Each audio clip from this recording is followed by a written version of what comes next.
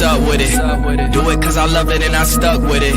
We ain't with the subbing in the cut with it. Please none of the talks, I heard enough of it. Like, what you gonna do? Where you at? Who you with? You ain't really about this, don't talk about it.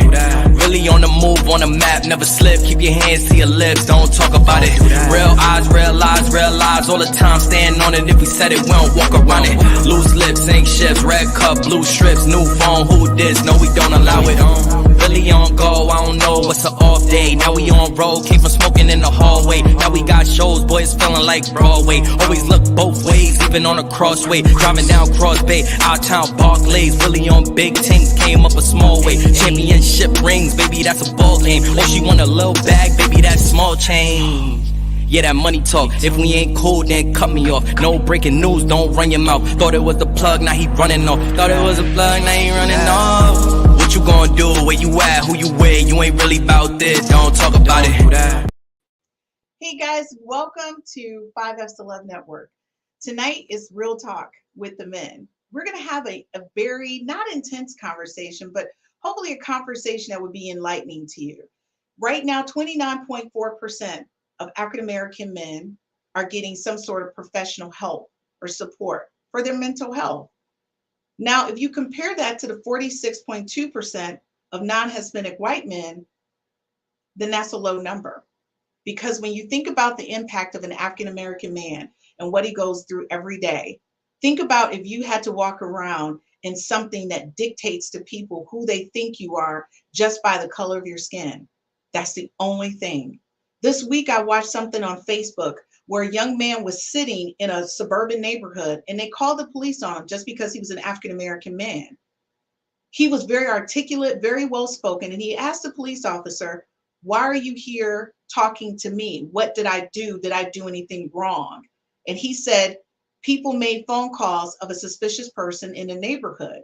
He says, obviously, I'm not a suspicious person. I'm just sitting here minding my own business. Folks, this is a real conversation around Black men and their journey to healing and self-love. So let's get started. Okay, first, Warrick, I got to bring you in first because one, we've been missing you. Like, dude, you've been like on the road doing your thing as a comedian. So I hope you bring some of that flair to us tonight. Absolutely, absolutely. I hope so, because it would be interesting if you didn't. You guys know Michigan hometown. What's going on, RJ? Hello, Christine. What's good? What's good? I cannot wait to hear what you have to say. It's going to be interesting. And next to Ish, I don't know, Ish, I feel like you're getting ready to throw on that professor hat. You look all official. By the way, Ish, you look kind of hot in that vest and everything tonight. Oh, thank you. I like that look. I try to let the doctor have all the fun. I see. So you don't want doctor to have all the fun. Well, you guys know it wouldn't be Real Talk with Men if Matt's not on, because Matt's getting ready to bring the music. Thank you. I'm always like excited to hear what you're gonna say, but I'm always like, oh my God, what is Matt gonna say? Always. Right. And Matt, as always, where is Waldo? Always go, where is Matt? Matt, where are you at today? Yeah, so tonight we're in Mobile, Alabama, part of Carnival. Fat Tuesday is next Tuesday, so it's New Orleans and Mobile for the next week or so. I love it. I wish I was there. And you guys know it's Dr. Campbell. Hey y'all, what's up? So I'm in Jamaica actually visiting my mom, and so nice. I'm trying to, hopefully this Wi-Fi connection doesn't patch out on us, but it's a cool vibe. See, I'm looking all relaxed in my t-shirt. You are. Feeling out. Yeah. I'm glad you were able to tune in from Jamaica. I wish I was there. I could use a vacation. And our surprise guest is Gerald from 60 is the New 40 Friday podcast. Gerald, welcome to Real Talk with the Men. Hey there, guys. What up, Gerald? Hey, what's going on? There he is. What an honor, guys. Thanks for having me. This is going to be an interesting conversation. And before we get started, we're going to go to our first quick commercial break. And when we get back, you guys know I'm going in. So, of course, if you need a drink, this is going to be a conversation. You might want to grab it now while we're going to this quick commercial break. We'll be right back, guys. My name is Christine Burkette, the inventor of the 5 F's to Love. This is a compatibility app. It's an app that gives you an opportunity to rate words that start with the letter F in chronological order of importance to you. to help you find your one true love, your soulmate, and the person you're going to spend the rest of your life with. So after you've taken the time to rate your F's in chronological order, you send a link to the person, I don't know, you just met, or the person you've been dating for quite some time. Or maybe it's the person you've been married to for 30 to 40 to 50 years. And then you compare your top 5 F's to find out what things you have in common and things that you may perhaps need to work on. This is taking a simplistic perspective on how to find your one true love, your soulmate, the person you're going to spend the rest of your life with. And thank you for downloading the 5Fs app.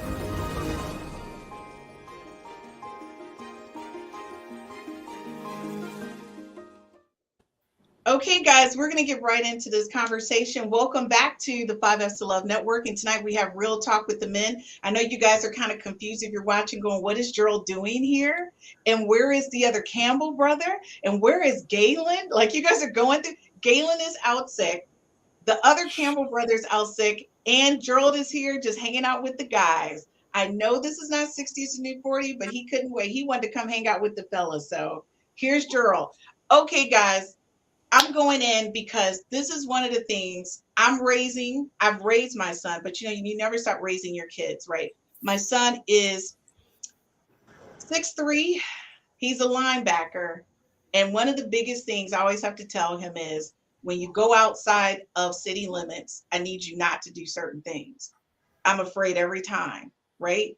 Because it concerns me. So my first question to you is, what do you think when a person says angry black man? What are your thoughts when you hear that? Angry black man.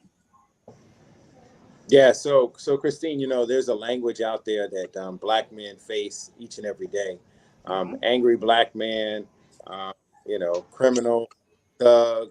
There's all kind of language, and that plays a part into how we live our lives and how other people interact with us. So all those languages, or all those words and things that people get off the internet and off TV. So in a lot of ways, the culture wars are culture wars against black males, and for the last 400 years, it's been that way. Right. It's a grossly inaccurate stereotype that's been placed on us for so many years, right? And it's offensive, but we'd have to be better and understand that we are not that, and that's not who we truly are, unfortunately. But the world sees us differently, and it's just a battle we're going to always fight, and it's the reality of what it is. Okay. Warrick? Yeah, I just feel like we're not angry black men. We've been through so much, you know what I'm saying? And just people like RJ said, they just label us as angry black men. But we're not. We enjoy life. We're happy. Okay, Gerald. And what's amazing about that is it doesn't matter what level you go to as far as your life and your career, you're still going to be labeled that, which is unfortunate. It doesn't matter, what stature you have, what neighborhood you live in, what car you drive, you're always going to be looked at as that angry black man. But I think it's just because you're threatened. That's a whole nother story. I just think they're threatened simply because, we are doing well. We do accomplish, if you give a black man a project, trust me, he's going to do well in that project. And people already know that. But then you're going to be labeled as an angry black man because you do things different. Our culture's different. We do things differently. That's all. All right, that's very interesting. And I really like all of your responses. I don't think the whole concept behind angry black man is startling to me that people can make that assumption just based on a skin. Not you haven't said or done anything, it's just based on the skin. So that I like your responses. So when you see the news pop up and another black man is killed, how does that impact you as a black man? What do you feel like? Well, for me, go ahead, Ish. I've noticed a lot of these videos that black folks take when they encounter a Karen, for example, and to me, they seem to be more obsequious than I would be. I am angry. I think black men have a reason to be angry. So when I've encountered those Karens, I'm a little bit more aggressive than those folks. And I'm not saying to everybody, but I don't play the servile black man when someone's trying to impede my progress. I bring the heat. And that's just how I take the Malcolm X approach in that respect. I mean, I'm professional, I'm poised, but I make sure they know I'm coming with a level of aggression, so they know that I'm not the one to mess with. Okay. And I think, to tag on with what it says, it's not just the Karens of the world, it's an everyday microaggression. So typically you're labeled an angry black man after something is done. It's never the start of a conversation. It is always after someone does something that requires a response, and whatever response you give, if you're defending yourself in any way, shape, or form against the assault, you're labeled an angry black man. And so you have two choices. You can either accept the label of angry black man, or you'll internalize it and have high blood pressure and all the other problems that we face. Make them feel the heat. Okay. So what do you? Oh, go ahead. Go I ahead, was going to say, there's a saying I have is, I'm tired of being your firewood to keep you warm. I'm sick and tired of always having to be that firewood for you. So you guys continue to burn me all the time. I'm tired of that heat. So when we do come out of that heat, then you're going to look at us as an angry black man. But you need to realize all the things you've done, all the things that's happened to us. So. Yeah. So do you guys? Quick question: do you guys ever relate the black men being killed today to lynching? Do you align those two things, or you don't? I consider it modern day lynching. I mean, that's just really, we see it so frequently and so often. And for me, being a father of a biracial son, I have to have these difficult conversations with him at a young age to let him know that these are things he's going to be faced with and how to act and react in certain situations. And it's unfortunate that we have to do that, but that's just, you look at how often these things happen, how consistent they happen every other week. We're hearing about it, and think about the ones we don't hear about, right? That aren't captured on camera or video. So just imagine the multitude and the volume of these things happening. And so, yes, we do get angry. We do get offended. We do get furious, but then we also operate in a world with a level of fear, because we all get anxiety whenever the police get behind us when you're driving. Let's just be clear. Right. And then we live in great neighborhoods, don't have a criminal past or criminal record, no warrants, but it's just the reality of the way the world has been for so many years. What's going to happen if they pull me over? You know what I mean? And it's an unfortunate truth we live in every day. So when you get these Karens, and now we call them Chads, who continue to poke the bear, and we react in a certain way, well, what did you expect to happen? So my question to you guys, all of you guys are educated. Did you think that getting education would change the dynamics of that thought, or how people thought of you as an individual? Did you think your education would change that profile, is what I'm asking? I honestly thought that was going to happen. I thought the education, I thought the house I lived in, I thought the car I drive, I thought all those things were going to change it. I thought the suit I wear every day to work was going to change it. I mean, I've had people say the worst things to me in my suit. Okay. I'm sitting up there, the vice president of the bank, and the guy asked me if I was the security guard. I'm sitting there like, are you kidding me right now? Really? So what about you guys? Yeah, I mean, it's just a fact of life. I'm sitting here last night in New Orleans at a black tie event, and we all leave together, and the group of people I'm with are literally the highlight of the show. And at the end, one of the guests comes up and goes, "Hey, thank you all."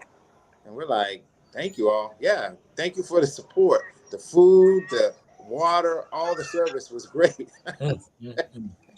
I said, you know what? Only in America. Only in America. So you never have a moment where you don't feel that oppression, except when you travel. And I would like to that's probably the only time in America where you'll see it, is if you travel, or if you're actually in your work setting where you have a label, a title, and that title overrides for a brief moment your blackness. Wow. I don't know.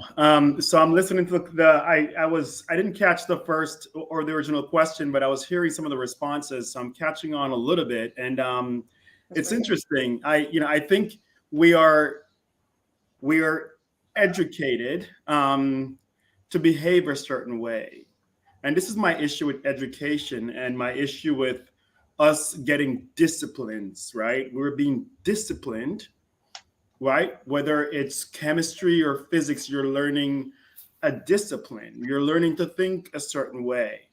We're learning to act a certain way. And whoever is creating these systems of education, they're creating it in an attempt for us to follow suit, for us to control. And those of us who define or decide to go against the grain, then we're considered the renegades of the group. We're considered, you don't want to be him or her because he's not educated or she's not educated. And so we're all aspiring to be educated as if education will make us closer to being treated like them. And I think that's where we go wrong. And that's where they have indoctrinated us the wrong way, because education will never get us there. I mean, we've all gone through this. We've seen it. We've experienced it. Yeah. And it still continues to happen, no matter how far we climb in the ladder, right? People will still look at us as, oh, the black one, or, oh, he's that guy. And I'm like, when will this ever end? So now I don't even fight to contend or fight to go against it. I walk in and I'm just me, whether you like me or not. And I don't care if you think or not think, because I'm not going to live in this sort of sphere that you're defining for me, in this educational sphere. And so again, I used to walk in and say, well, why not treat me as an equal? But now my mindset has changed, because I am not just an equal. In my mind, I am more. I am damn more. Mentally, when I walk in the boardroom now, right, I think my confidence is so far ahead that it forces a presence in the room before I even get there. No matter what you want to think about me, you're going to feel my presence. You're going to hear what I have to say, whether you like it or not. And then even if you dislike it, it's going to stick with you. It's going to be in your head. You're going to sleep with it. And you know what? That's why they say, let's watch him. We got to watch him, because he's a dangerous one. He's one that is doing something that we don't like, because he's causing disruption. And whatever path he's on, it's uncharacteristic, it's undefined. And why is he doing this? Let's not let everyone else begin to think this way, because this could be dangerous. Mm-hmm. Dr. Campbell, you make a great point, because I think as African Americans, our parents didn't go to college. A lot of them didn't. So they really, really pushed us like, you got to go, you got to go, you got to go, you got to go. Because to them, that was the difference to being accepted, was that if you were educated, more doors would open for you. But what they didn't realize was the more of us that went and got educated, there were other things that they put in the way from us being progressive in certain spaces. So guys, I'm going to tell you, just like I thought, you guys are always moving me in these conversations we're having. When we get back, we're going to talk about how men can work on healing themselves when you are constantly faced with a lot of negative energy coming your way. May it be from your work, external, or home. We're going to talk about how you guys figure it out and still maintain who you are, amazing black men. We'll be right back after this quick commercial break.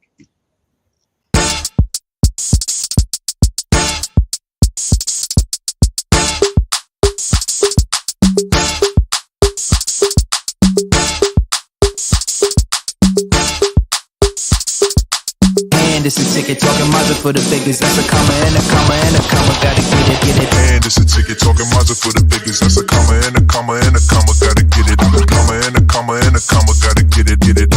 Comma and a comma. Gotta get it. And it's a ticket talking Mazda for the biggest. That's a comma and a comma and a comma. Gotta get it. I'm a comma and a comma and a comma. Gotta get it. Comma and a comma. Gotta get it.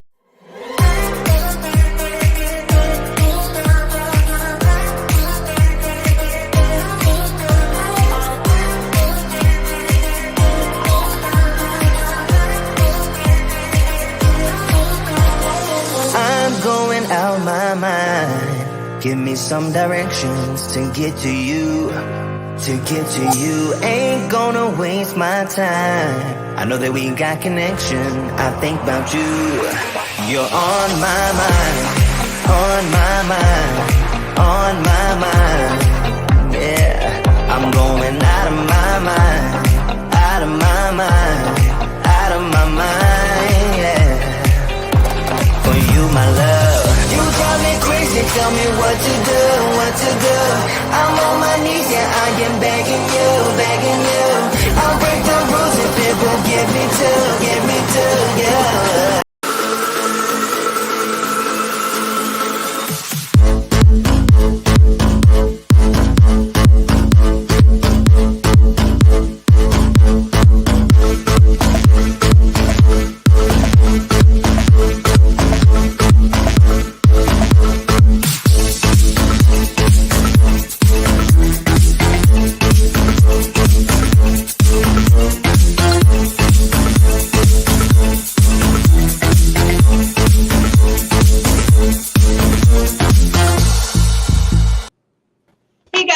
welcome back to the 5Fs to Love, Real Talk with the Men. If you're just joining us, we're having a real conversation about men's health and self-love. I think, that whole thing about black men and y'all always so macho and all of that, that's hot. I'm going to give you that as a woman that is hot. But also know, because I date black men almost exclusively, you guys need a lot of love. You need some hugs. You need some reassuring. And you need to know that you are like really big in the space that you're in. And I think a lot of times that's where we kind of fall short as women. We just see you as this black man who seems to have it all under control. And we don't know sometimes just to give you a hug and just say, I love you, right? Because sometimes that home love can battle anything that's going on outside of the home. So folks, we're in segment number 2. How do you support one another? The question I have for you guys is, do you have a group of close male friends that you hang out with? Like, how many of you guys have close male friends that you hang out with?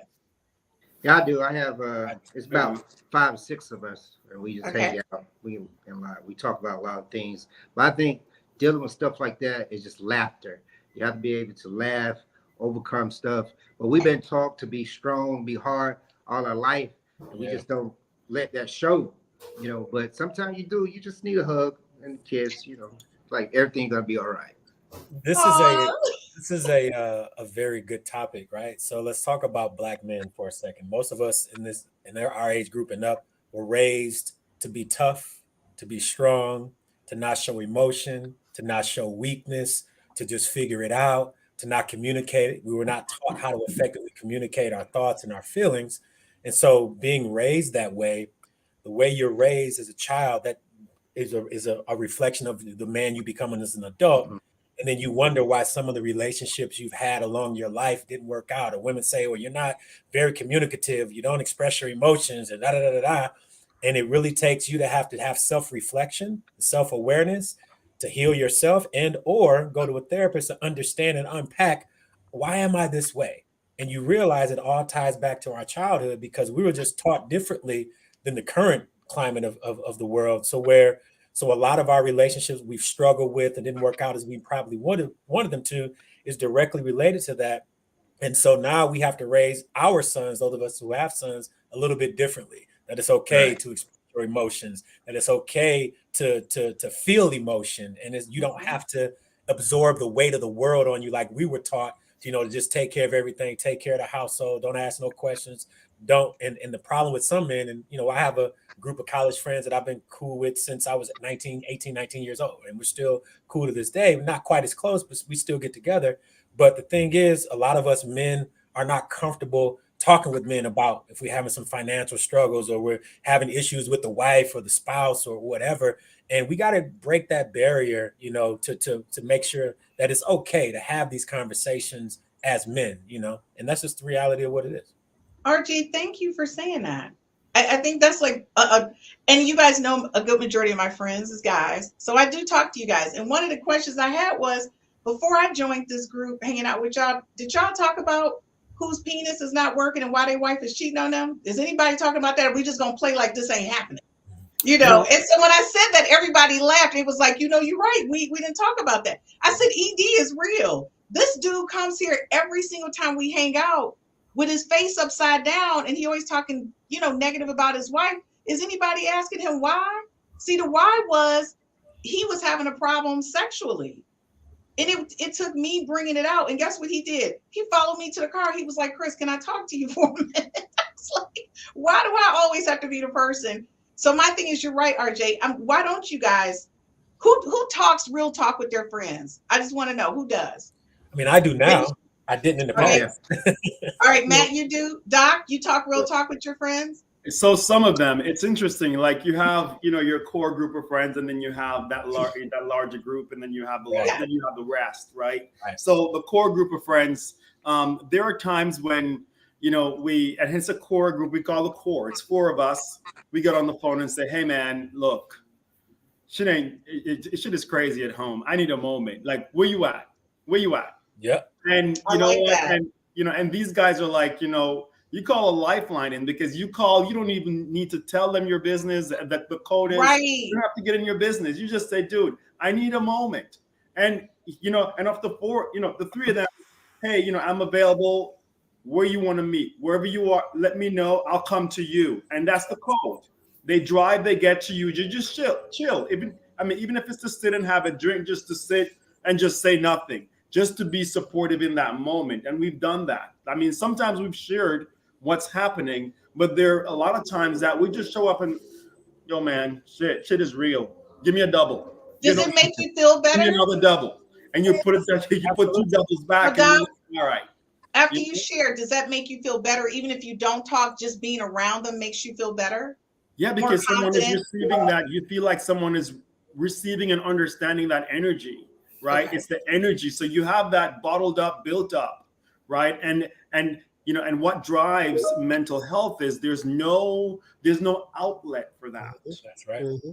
And because there's a lack of this outlet, right? People bottle it up, and then before you know it, they have a breakdown because it becomes too much. The weight becomes overwhelming, right? And so for us, even if it's to sit there, that's an outlet. Even if I'm not telling you, just me coming and getting a couple doubles, and oh man, it's crazy. And because we understand that whether it's a relationship, whether it's work or children or whatever.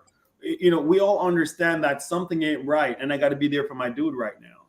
So let me ask you guys a question. Do you guys know over 42% of Black men suffer from anxiety or depression? Unless I would have thought the number would be higher. Yep, I thought it would be higher as well. Well, so you are correct. The number probably should be higher, but some of y'all taking the survey didn't tell the truth. That's what happened. And that's probably but you know what? No, it's not that they didn't tell the truth. You got to know the definition of the words. That's true as well. A lot of us be like, this is normal. Our normal is not other people's normal. Ooh, very true. So earlier, you talked about Chad and Karen, but when you're a Black male, it's not just Chad and Karen. It's Leroy, Lakeisha, Juan, Maria. It's so many people that have different perspectives, but the system looks at us a certain way. And so that's your normal. You live in a quadrant. Because we got to also have the conversation that our own people give us anxiety as well, right? Because we are our own worst enemies when it comes to jealousy and envy and hatred, right? We don't want to see better not get me started on this. Doing as well as me, right? You know what I'm saying? So we deal with such a multitude of things as Black men. No, it's incomparable to any other species walking. I agree. Which is why I have a cadre of female friends over the years, one of which Christine. I find females sometimes, depending upon the situation, are easy to talk to. These are friends I've had for 20, 30 years.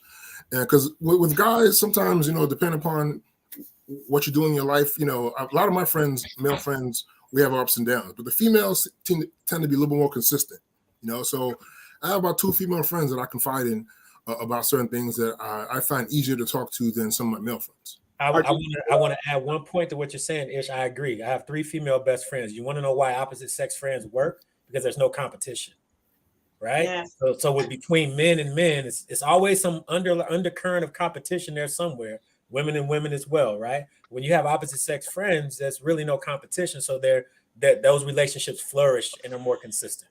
RJ, I was going to piggyback on that. You're exactly right. Because what happens is we feel like we have to challenge each other. You even see it walking around. When you see another brother, you look each other up and down, as opposed to saying, "Hey, brother, how you doing?" Exactly. We did that back in the day. But now you always, looking at each other and just kind of checking each other out. Like, wait a second, I'm either going to fight you or just say, "Hey, how are you?" Right. Between your own brother, and that's that's sad that it's that way. It really is that way. As opposed to a group of brothers like here now, we chit chat before, for the podcast. That's how it should be. But Christine, you talked about the ED thing earlier. Yeah. Trust me, as a grown man, 60, you're just not gonna talk to. Okay, that's what I want to know. What are y'all talking about? What are y'all talking about? These circles. We can't give you all the sauce. That's not gonna talk to your boys about. RJ, I get all the sauce. I'm in these circles. Yeah, I talked to a female about that before I talked to male. Right, you're not gonna talk to you. Right, because again, you said the challenge thing. You're not gonna talk to your boys about something like that immediately. It's just not gonna happen. So you're gonna hear about it. So wait a minute. So let me ask Ray. So Warrick, in your space, you're a comedian. Do you make fun of your friends when they being real with you? What you doing? We like you said, we don't too much talk about that, But a woman's born with, when she's born with the certain amount of eggs that she's gonna have the rest of her life. Guys, I feel like guys are born with a certain number of fucks. That means you probably have 500, he probably has 6, he probably have 300, he probably have 50. And you run out of them. You know what I'm saying? You run out of fucks. So a lot of people should be, you know. One more fucks to get. Oh, I never heard that one, but I love it. Oh my gosh. Warrick, are you trying to say that basically ED is basically a man has run out of all his numbers? You don't run out of them. That's it. He doesn't run out of his numbers. You've exceeded your capacities. You exceeded it. Okay, you know what? Oh, that's funny. All right, so let me ask you guys the next question. When you experience loss, divorce, or some traumatic moment, do you reach out to your circle of guy friends, or do you try to manage it yourself? Do you reach out to your spouse? Go ahead, Ish. Like over the last few years, I've suffered a lot of loss of major members of my family, key members, male uncles, aunts. You know, I lost like one uncle, 3 or 4 aunts in the last 3 or 4 years. Not to mention my dad, who died 6 years ago. So, you know, people get tired of hearing your story after a while. You know, they don't want to. You know, there's only so many times you can go to the well. So what I had to do was go to find a therapist to kind of work out my anguish and my anger and my frustrations, because I feel like my family is kind of depleted. Like, you know, I don't go to this person's house for Thanksgiving anymore. You know, so, you know, Big Mama's house, so to speak. You know, things have changed. So I have had difficulty reacclimating myself to the new reality of what is my family. So because I can't really rely on friends, because I don't want to kind of keep droning on about my problems, I sought the help of a therapist to deal with those issues. I missed my session this week, though. That's a great point, Ish, because I used to not be able to say that, you know, that I did get mental health. You know, before that's almost made it seem like you were weak, you know, if you did that, you know, and that's why a lot of times, but now I don't have a problem with that. You know, if I break my arm, I go to the doctor, you know, and get that fixed and get checked out. Well, right now I have some mental things going on. I have some challenges, you know, 2022, you know, I needed some assistance, and that's okay. It's okay to say that. You know what? Absolutely. I just want to say, I'm always sending all of you guys a virtual hug, because I can call any of you and say anything. And I like that I get your support. Warrick, I'm never calling you, so we're clear. Because you're going to say something, I'm going to have to hem you up and punch you in the throat. Takara says, who's married? Okay, so Matt's married, Dr. Campbell's married, and Ish is married, and Gerald is about to be married.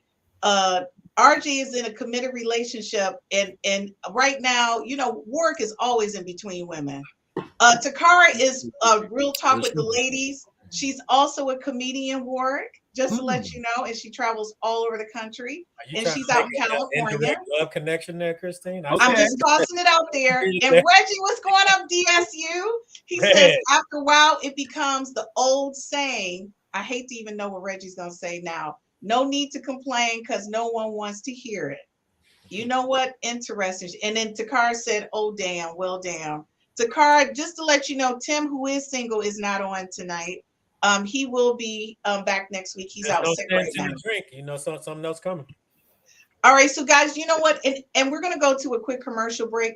But I just want to say to you, you know, mental health is so important. And I wouldn't be the person I am today if I didn't go through it. You know, a lot of people, they look at you in this moment and they don't realize all the trauma you've gone through. So nobody would have known, like the first portion of my childhood, I was beaten to a pulp every single day for no reason. Just beaten just because I said hello. And that was my biological father. No one knew that ice was just not an option for me, because the ice trays, if they were empty, I got the crap beat out of me. And it wasn't until I was in my 30s, late 30s, redoing the kitchen, that my son says, Mom, can we get a refrigerator with an ice maker? All my friends have them. Can we get one? I had to cry in that moment, because I thought all of that money I spent on therapy, I dealt with my stuff. But guess what? It was that one little stupid thing about freaking ice. And it was so silly. But guess what? I got this amazing refrigerator that talks to me now that does make ice. I just have to tell it to just make the ice. But the point is that I allowed something from that point to really get into my world. I was a parent. And that's what I'm saying. So folks, don't ever be ashamed. It's hard to be Black in America. It's hard to be you sometimes in some spaces. And I always tell people I'm very peaceful now because I spent a lot of money to get to this peace. And I love myself and I think I'm a rock star, but that doesn't mean everybody around me is going to feel that way. So folks, we're going to be back after this commercial break. And the point I always make to people, you see me right now, you may think my life is perfect, but honey, trust me, it took a lot to get here. But that couture does make it look cute though. We'll be right back after this commercial break. I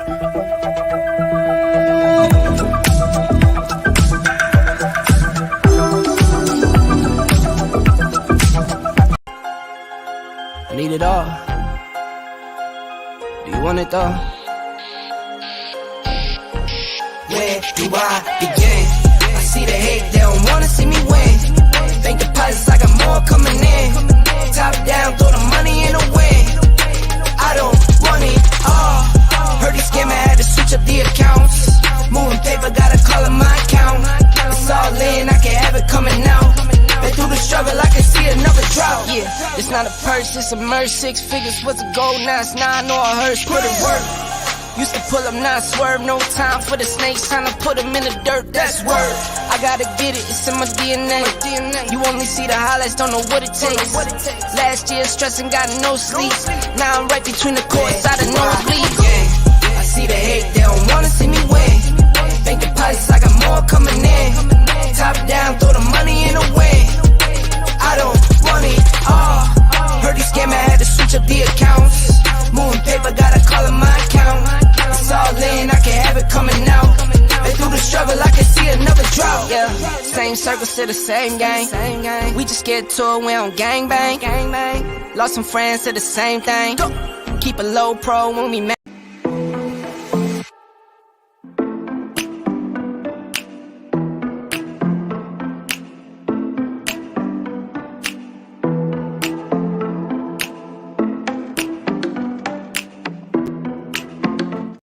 Hey guys, welcome back to the 5F's to Love Network. Tonight we have Real Talk with Men. We're talking about healing and self-love.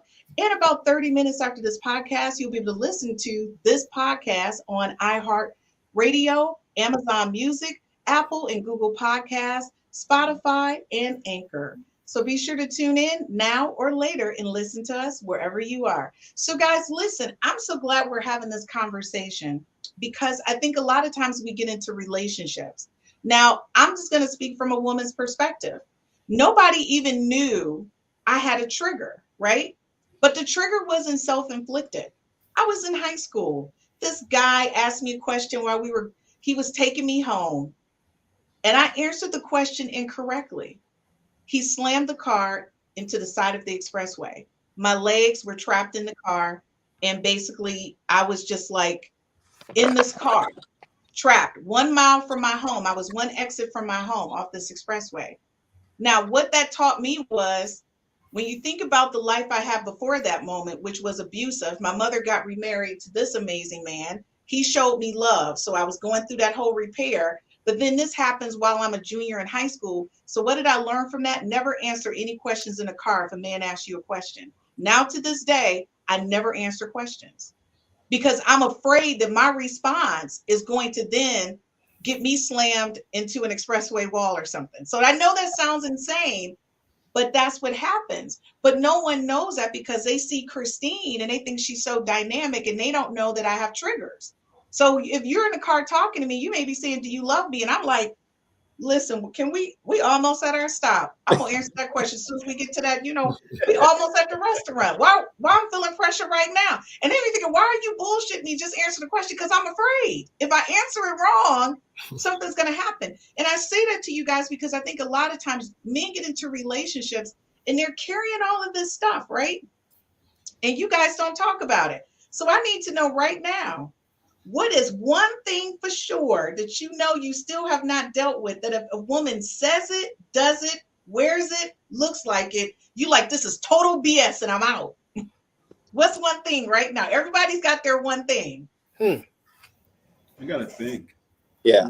So, Gerald, I know what yours is, so you might as well tell it. You tell me. Well, let me take a stab at this one. Something Chris Rock said on one of his shows. He said that the man's the only person who's not loved unconditionally. Yeah. Oh man, I just said besides your mother. Speak on it. Everybody wants something from you to substantiate or to justify their love, whether it's your wife, your girlfriend, your kids. Only your mother's gonna love you unconditionally, and that's a hard pill to swallow. You know. So that is. So to add on to that, what Chris Rock said, which is very factual. I just said this last night in a group setting, that only women, children, and pets are loved unconditionally. Yeah. Men are only loved under the condition that we provide or do something. RJ, did you say women are loved unconditionally? Absolutely. 1,000. That is total BS. Oh, that's not. By the kids gonna love their mother before they love their father. 1,000. Dude, let me tell you something. This is why on Mother's Day you can't get into restaurants, but on Father's Day you can just walk right in and sit down. Right. You damn right. You damn all right. The cards at the store gone. Good answer, RJ. No, that's RJ. Now that's valid, but it's also invalid. Let me tell you something. There's no invalidity to it. It's 1,000%. No, but a mother's job is to love everybody unconditionally, even their spouse. But you didn't hear the statement. No, I heard the statement. Men but let are me tell you why. only loved under the condition that we provide or do something. When you stop. Okay, but no, let me tell you something. That is, I think, and you're right. From a male's perspective, maybe you do feel your love based on what you can provide. But Christine, look at the data. Like the facts. What? Talk to her, Matt. 80% of the divorces are initiated by women. By women, that's correct. So if men are loved unconditionally, then why would women be initiating the divorce? That's correct. There are problems in all the relationships, but men, it should be 50-50, but it's not. So the data supports what the fellas are saying. Okay, but let's go back to my original question. But Christine, this is the other thing too. The biggest challenge about being a black man is that when you share your truth, everyone immediately rejects it. Yep. Even you as our host. Oh, that's heavy. You are heavy. Women are loved unconditionally. Hold up. Yes. Look closer for this. Looks like the White Lives Matter. Looks like the White Lives Matter on this one. You in a group with a dog? No, you're missing the point, Christine. You're missing. You darn right I missed it. What Matt just said, you're rejecting our truth, which is what women do. I am not rejecting your truth. I'm rejecting Chris Rock's truth. There's 6 that men. wasn't your truth. Chris, there's 6 men sitting on here telling you that exact thing. And I'm telling you all, as a woman, you're disputing we don't feel that we're loved unconditionally. You're rejecting. Let me tell you something. What you guys don't feel. I'm not that type of woman. There are women getting asses, breasts, waist cinched, eyelashes. They don't feel that they're loved unconditionally. They feel that they're loved if they look a certain way. They don't do that for men. They're not doing that for Instagram. They're doing that because of Instagram. They're not doing that for men. They're not doing that for men. They're doing that for other women. They're doing that. Are you kidding me? Yes. They're doing that to get ahead in some capacity. Okay, I'm going to tell you that's a yes and a no, but if y'all stop talking about that Beyonce body, less women will be stop trying to get the Beyonce body. I don't give a crap. I'm Christine, and I think I'm a rock star. All of this magic. Everybody that knows you knows. Don't worry about that.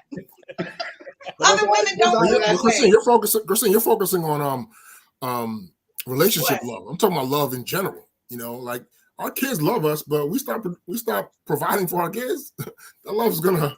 I mean, I agree, but there's also some moms that lose that love too. I know moms right now that don't have it, and they've given their kids everything they could. I know dads who have given their children everything they could, and the kid is just like, screw you.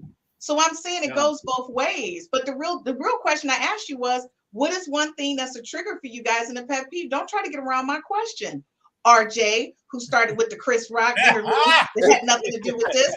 Let's go, RJ. What's your pet peeve? One of my non-negotiables is when you're dealing with a woman in a serious relationship with that woman, married, girlfriend, or whatever, and that woman still feels the need to communicate with exes. That's a deal breaker and non-negotiable. There's nothing y'all need to talk about, socialize about, text about, DM about, nothing. Right? That is a non-negotiable. I'm not backing off of it. If you still feel the need, you got to still call and text your ex-boo or ex-fuck buddy and whatever, then miss me with that shit. So a cracked door is an open door. 1,000%. Say it one more time, Joe. And for the people in the cheap seats. Yep, cracked door is an open door. Simple as that. And that's my pet peeve. And you already knew that, Chris. Multiple friends, multiple. I said I knew yours, but I didn't shout yours out. Multiple guy friends. And okay, all that. so you guys understand the reason why I know, because I've known Gerald since college. So Gerald knows me for real because he's known me. Me and Gerald got to have a few conversations off camera. No, you're not. Oh, Gerald yes, is off limits to all of y'all. No, he's not. You're part of the squad now, baby. You made him a Gerald special is guest. off limits. All of y'all. Okay, so Dr. Campbell, what's your thing? I have to think about this one long and hard. It's not a question that I normally would think about, but now you're forcing me to think about this, which is good. I think we all have triggers. I don't know if I have a lot of triggers, but I'm just thinking with my wife and myself, that's my only, that's the only person who can trigger me. Because for someone to trigger me, then I have to care about them. Correct. If I don't give a about you, I don't give a damn what you say to me. I swear, I don't give a damn. It will just roll off me like water off a duck's back, and I don't care. But the so people what can she love, do that's gonna flick that bit that you're like, really? Did she just do that? The things that she will do, I would say that triggers. Like, for example, I'm a planner, right? I plan things out ahead. Like, when everyone is like here, I'm like 10 steps ahead in my planning, right? She will like to go over and go back to step one and I'm like, you're killing me. Yeah, like, don't you know I put effort into putting us ahead already, but now you're taking us back with this, and I call it the basic thought process. We have to stop it. We have to elevate, beyond the basic thought process and move ahead. And every time, in conversations or things that we're planning, I'm like, figure it out. Yeah, because eventually you'll realize that you will spend 5 days to get back to where we are now, but we just lost 5 days. How many times are we going to lose time, right? So that's one of my. Yours is like, and respect the fact that the plan is done and let's move forward. It's done. Right, so the process. If you're doing something and I say, okay, babe, execute, I'm going to trust you to execute because I know that, you know what, you're going to figure it out. So if I'm doing so, don't be peeking over, wondering, dropping your hint or two here. I appreciate it, but you know what? Allow me to execute this. Let me do this, and then watch me work. That. Watch me work. I'm not asking you. I'm skipping you because you're gonna say something. I'm gonna save you for last. Okay, Matt, what's yours? And by the way, I love Crystal, so you better not say nothing mean. Yeah. So I'm like some of these other fellas. You already know what my pet peeve is. And it's very clear. I believe in roles. I believe that relationships have rules. And so for me, if the rules for me are priest, provider, protector, then the rules for her are, cooking, cleaning, caretaking. So if those rules are there, if I ask you to do something and it's not illegal, immoral, unethical, and you don't do it, then that is a deal breaker for me because, and I look at my roles, if you say you need money, I will provide. If a pit bull comes running across the street, which actually happened, literally happened, I will step in front of you. So if I'm doing these things, I absolutely, unequivocally demand that the roles be followed so that we can function as a family. So that's for me is how it works. Like it. I like that. Okay, Warrick. I like it. I agree. Warrick. For me, it's just respect. I don't like disrespect. You gotta respect. That's just for me. I'm respectful.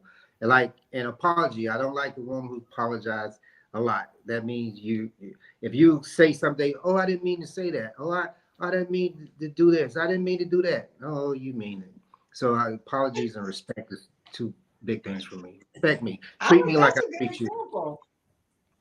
That's a really good example. Okay, so the question I'm having you guys is, how do you guys release stress and anxiety? Gerald, I know your real answer, but I don't know your real answer. Oh, I know you work out every day. I know Dr. Campbell works out every day. That's the real answer, but what's the real answer? That's the real it's understood as a need to be explained. All right, so number one, is sex a stress reliever? Like for all of you guys, sex? Yes or no? 1,000. Yeah, that's big. Yes and no. It's a a part yes of it. for me. I think it's a part. And, you know, there's multiple ways for us to release. I think, you know, sex is one. It's not necessarily a big one for me.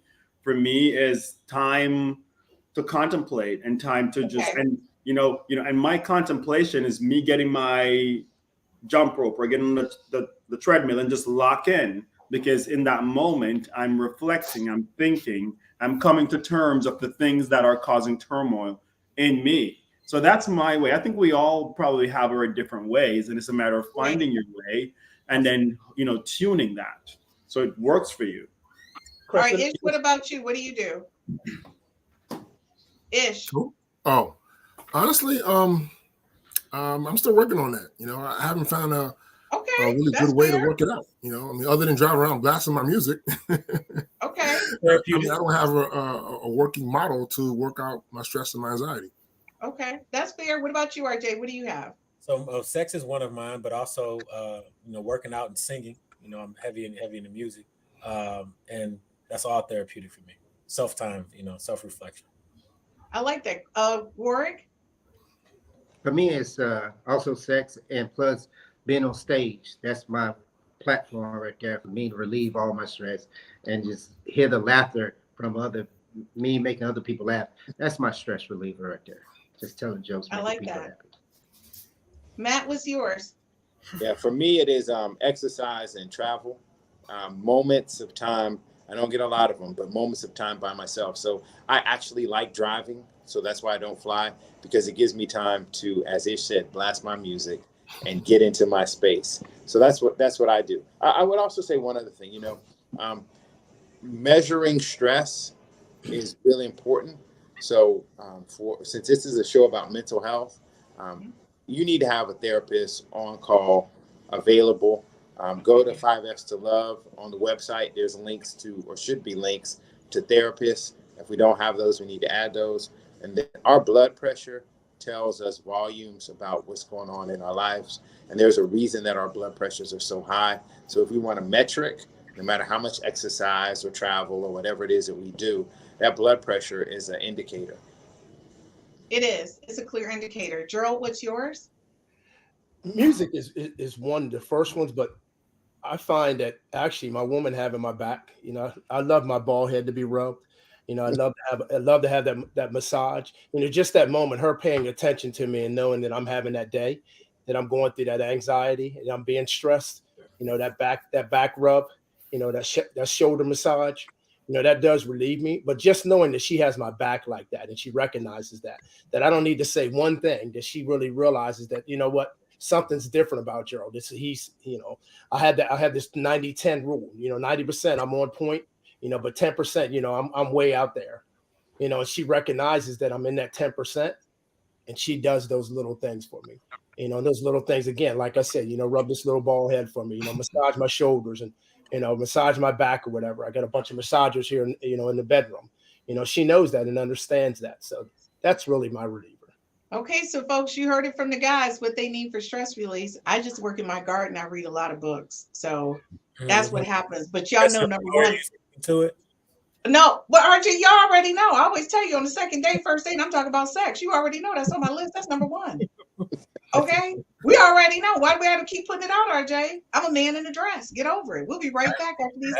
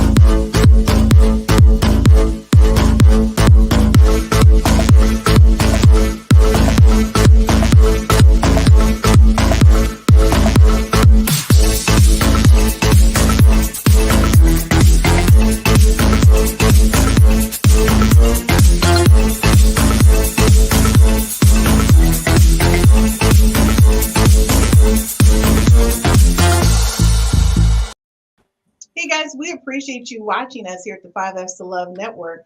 We would love to hear from you, and we would really appreciate if you would subscribe to our YouTube channel. Why? Because we need to know that you know when we're going live.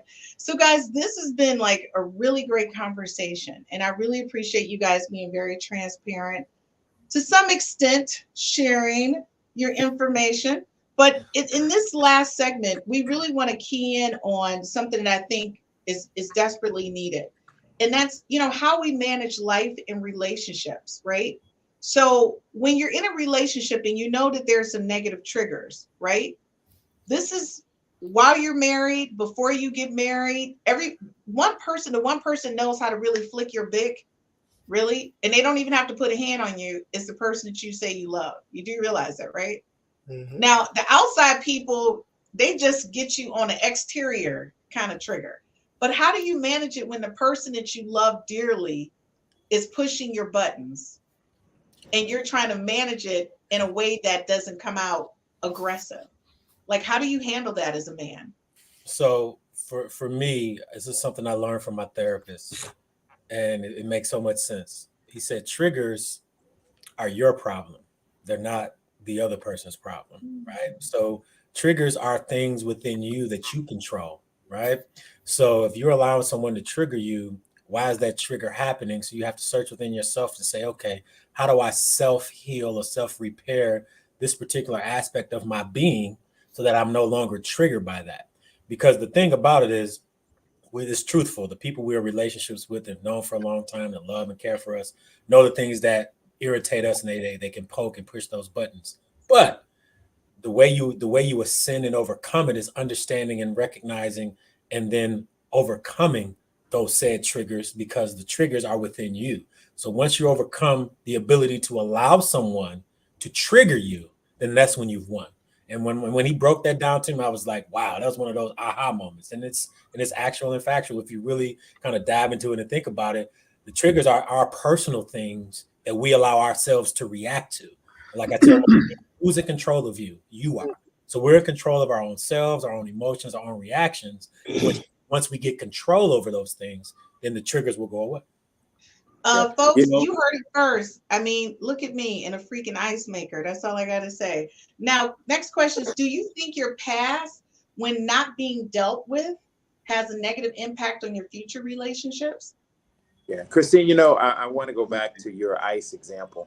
And I think Warrick said it earlier, respect. Mm-hmm. So if I know that you have an ice trigger, no matter how much healing and that you've done, if I'm your man, then I need to recognize and respect that as a trigger. And though you might be healed, if I push those buttons, then you need to reevaluate your relationship with me, because if somebody loves you, they don't trigger you if they know that is a trigger. And so the first step, I think, is sharing what are your triggers so that people can, I'm not going to say walk on eggshells around you, but at least be aware that is a trigger. And if you love someone, you don't press their triggers.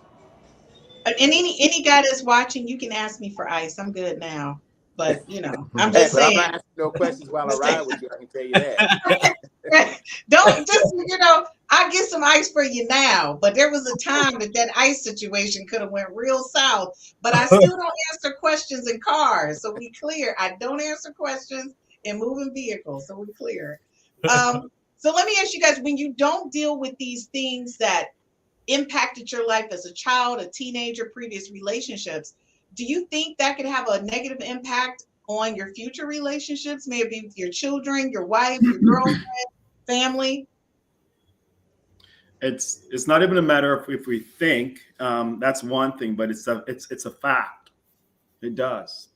And I think, it's something that we kind of need to begin to realize and accept more, that some of the challenges that we're facing or dealing with, or struggles that we're having, might not be related to present, but way distant past. Sometimes things that we might not even be fully aware of. I've been exposed to some great hypnotherapists, not for myself, but seeing them in action and seeing them uncover some really, really, really dark things in certain people's, in the depths of their mind that they themselves has hidden because of how traumatizing those things were. But they didn't know how to even get there themselves, and it was causing tremendous trouble in work, at home with their kids. And so, they had to dial back. Oh my goodness, did that really cut? Yes. And so they were able to link it. My point of this is, we kind of need to be more open to things like therapy and hypnotherapy and, hey, I need help. Mm-hmm. How can we get to the point where we can begin to tell each other or tell people around us that help is needed? Because until we get to the point where we realize and recognize that something is wrong and that we're open to receiving the help, then we're going to continue the carnage that is happening. Absolutely. And not feel judged when you tell somebody that you're getting help, right? People begin to judge you and say, well, what's wrong with you? And I tell people all the time, I'll go back to a therapist in a second if I feel I need a tuning up. That's huge, what you just said, Chris. You don't want to be judged by it. So you're absolutely right. And it's funny, we were talking about, what my hot button was, and my hot button came from my childhood. So it's funny you're saying that because, in my first dating experience, the young lady had a bunch of guy friends and whatever, and again, cracked door's an open door. So guess who they end up cheating with? Someone that they would, stayed in touch with. Absolutely. So that's something that stayed with me, all the time. And it's taken me into, even to my adult life. So, and it does, it impacts you long term. So let me ask you guys the question before we go, because I think sometimes Black men don't want to feel vulnerable. Do you think that communicating your insecurities when you share them makes you vulnerable? You have to share them to the right person. You don't want them. Yes. You don't want them. You don't want those to be thrown back in your face. Absolutely. And unfortunately, if I had a past in my past, you share intimate things and special things that have happened to you. You get into a big argument. Next thing you know, bam, you get slammed with it. It's a dagger thrown at you, and it's an unfortunate. You got to find a safe space. Somebody you feel safe to share with that information. Yeah. Okay, but Ish, you said a big thing. I think a lot of times when you get in relationships with people before you get married, the women think that they're making you feel safe, where you can actually just say some things. But then to Gerald's point, you feel indifferent when they're tossed back at you in a disagreement. That's right. Right. And that's what that's I think that's just most relationships, right? Because especially relationships that you've been with someone for so long, a lot of things about each other.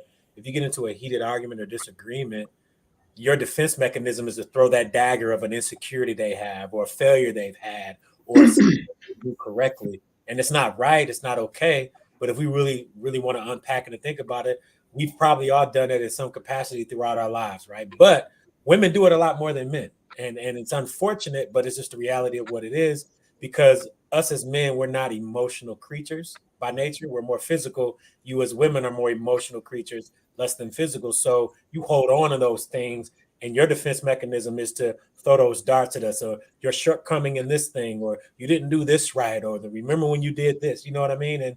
And it's unfortunate that we have to deal with that, but you have to be very careful. So as men, we're very cautious to expose ourselves to be vulnerable, right? Because childhood, we were not raised to ever be vulnerable. We were not raised to be insecure, right? So this all kind of ties back into how we were brought up. Go ahead, Ish. So we have to be careful as men who we express this information to, especially the women in our lives, and your girlfriend or wife, whatever, because certain things can backfire. I don't think all female relationships are on par with I don't think all women can take a man's vulnerability and insecurities. It can kind of detract from the attraction level. So you have to be careful how you share what you share, because it can backfire on you. That's why having friends outside of your relationship, therapists, you can't share everything with your partner, because it could have a detrimental effect in the end on that relationship. It's interesting because we talk about this, but isn't your partner supposed to be your best friend? Isn't your partner supposed to be the one that if the world is on fire, that's the person that you run to, right? Because that's going to be your safe haven. when the world is against you and your back is up against the wall. It should no. I mean, and I'm not disagreeing with you, Ish, because that's the reality, and that is the conundrum that we as men are in. Because if we are afraid, or if we are hesitant to even confide in the one who we share our beds with, then who do we turn to? Who can we turn to? Hence, we're going to have these issues. The question is, how do we evolve beyond this? Is there strength in vulnerability? Can there be strength in vulnerability? I would tell you that I think it depends on each and individual relationship. But the wives also have triggers. And some of their triggers, let's take, for example, if their trigger is lack. If you say, hey, I'm about to lose my job, you now hit a trigger that is going to get a response. And in your sharing vulnerability with parents, the trigger might be their child will not get a degree. So their child calls a parent and says, hey, I didn't get the job interview. They're going to get a reaction. So I think to your point, we should be able to, but I think there is resources. 5Fs to Love has resources. Zinger app has resources. I think you need a therapist, an outside third party. Look, when you get sick, I go see you. If I got sick, I would go see you. I wouldn't go see my wife, even though she's a pharmacist. I'm going to go to an expert in the illness at hand.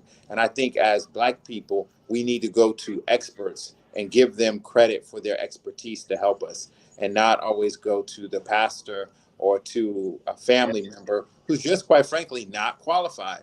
And in many cases, our wives are not qualified to help us. I agree. But you know what, Matt? You're right. You're absolutely right. Like seeking an expert is absolutely correct, right? Experts in whatever areas, whatever fields that you're struggling. But the point is, as men, we have to recognize that something is off, right? It starts with a point of recognition. And to me, that starts with personal honesty and honesty with the person who I share with, right? If I can't be, hey, hun, you know what? It's an issue. Like, let's go figure this out. Like, why I can't get it up anymore. Let's go together. Let's go figure this out. I mean, but this is a us issue. It can't be, hey, let me just sleep on the other side of the bed, or hey, let me just stay away and avoid the issue because I don't want to deal with the fact that I'm having issues that eventually mount into something that is crazy. Let us share this, and then let us go seek expert help together, trying to keep this unit together. You know, so I understand there's a balance there, and there has to be a balance, but both on the male and female end, we have to begin to come in the middle and figure this out. Otherwise, the problem will continue. Sure. Dr. Campbell, you hit the nail on the head, and that is both for men and women. We've got to be open to not being so judgmental. When you're going through the beginning stages of a relationship, through to end, when you say I do, it's a big deal. And so the only thing I'm gonna leave you guys with is this, is that there's one person, and I'm not gonna get emotional because this person knows I absolutely love them. It don't make a difference who they're with. It does. And the only reason why I say this is because this person, when you're 20 years old and you have to tell somebody you can't have children, and this person says to you, I love you no matter what, I'm good with that. That meant the world to me, because that was the first person who didn't walk out on me and make me feel like I was nothing, because I was a Black woman who couldn't have children. He accepted you for who you were. He accepted me for who I was. And to this day, I love this man no matter what. He allowed me to be a part of his life. And people don't understand how that helped me, because every man after that, I was able to just brush it off and say, well, you know what? You don't check them boxes like he did. He allowed me to be vulnerable, and he supported me through that process. Now, years later, I had this kid. The first thing they said was, that's your kid? Like, we was doing it every day. I didn't get a kid out of that. And it was so funny because they actually had to come look at me and the kid just to be like, is this really your kid? Sure. But I will say this to you guys. That person knows who they are. They know to the end. I'm ride or die to the end. that no matter what, I got his back, his wife's back, his family's back, because that's family to me. That man knows I love him unconditionally, no matter what happens. And so I will say this to you folks out here. It's tough out here. All of us, you see us looking a certain way, dressed a certain way. Social media screws up everything. It makes it look like everybody's got a great life. But all of us have a history. And there's this thing called real me inside of here. And sometimes I need to just be me, but I don't need you to judge me on that. I need you just to accept me where I am and just hold my hand. Matt puts up with a lot of my shit. I'm gonna keep it real with y'all. Matt does, because when my day don't be right, I'll be like, Matt, I don't give a care if you doing something. I'll be texting Matt, I need you right now. This is some legitimate stuff because I need to talk. But what I'm saying is I love that I can pick up the phone and y'all gonna be real with me. So all I gotta say, folks, if you don't have a real squad, maybe male or female, if say he got a little group of females that he talked to, okay. You know, Dr. Campbell say he got his boys, they get a couple drinks. RJ say he rolled with his crew, female and male. Warrick say he hit the road and tell jokes, okay, but he hang out with his boys though. He do kind of hit it. Gerald, what are you doing over there? Who you hanging with? What you doing? Oh, I told you. Huh? Go ahead. What'd you say? I said, other than the amazing Donna, your fiance.